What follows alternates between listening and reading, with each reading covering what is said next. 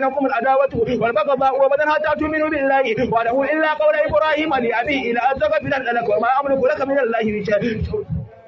ربنا عليك توكلنا وإليك أنبنا وإليك المصير ربنا لا تجعلنا فتنة للذين كفروا واغفر لنا ربنا إنك أنت العزيز الحكيم لقد كان لكم بهم أسوة حسنة لمن كان يرجو الله واليوم الآخر من يتولى فإننا غني حميد عسى الله أن يجعل بينكم وبين الذين آذيتم منهم مودة الله قدير الله غفور رحيم لا ينهاكم الله عن الذين لم يقاتلوكم في الدين ولم يخرجوكم من ديركم أن تبروهم وتقسطوا إليهم إن الله يحب المقسطين إنما ينهاكم الله عن الذين قاتلوكم في الدين وأخرجوكم من ديركم وزاخروا على إكراهكم وأن تولوهم ومن يتولوهم فأولئك هم الظالمون يا أيها الذين آمنوا إذا جاءكم المؤمنات مهاجرات فامتحنوهن الله أعلم بإيمانهن فإن علمتموهن مؤمنات فلا ترجعوهن إلى الكفار لا هن لهم ولا هم يحلون لهن وآتوهم ما أنفقوا ولا جناح عليكم أن تنكحوهن إذا آتيتموهن أجورهن ولا تمسكوا باسم الكوافر فاسألوا ما أنفقتم ولا يسألوا ما أنفقوا ذلكم حكم الله يحكم بينكم والله عليم حكيم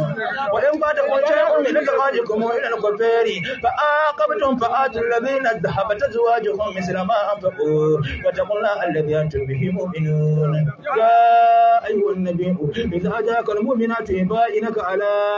ألا يشركن بالله شيئا ولا يسرقن ولا يزنين ولا يقتلن أولادهن ولا يأتين ببهتان يبتغينه بين أيديهن وأرجلهن ولا يعصينك في معروف فبايعهن واستغفر لهن الله إن الله غفور رحيم يا أيها الذين آمنوا لا تتولوا من كتب الله عليهم وليئسوا من الآخرة كما يئس الكفار من أصحاب القبور سورة الصف مدنية وهي 14 آية بسم الله الرحمن الرحيم سبح لله ما في السماوات وما في الأرض وهو العزيز الحكيم يا أيها الذين آمنوا لم تقولون ما لا تفعلون كبر مقتا عند الله أن تقولوا ما لا تفعلون إن الله يحب الذين يقاتلون في سبيله صفا كأنهم بنيان مرصوص وإذ قال موسى لقومه يا قوم لم تؤذونني وقد تعلمون أني رسول الله إليكم فلما أزاغوا أزاغ الله قلوبهم والله لا يهدي القوم الفاسقين وإذ قال عيسى بن مريم يا بني إسرائيل إني رسول الله إليكم مصدقا لما بين يدي من التوراة ومبشرا برسول يأتي من بعد اسمه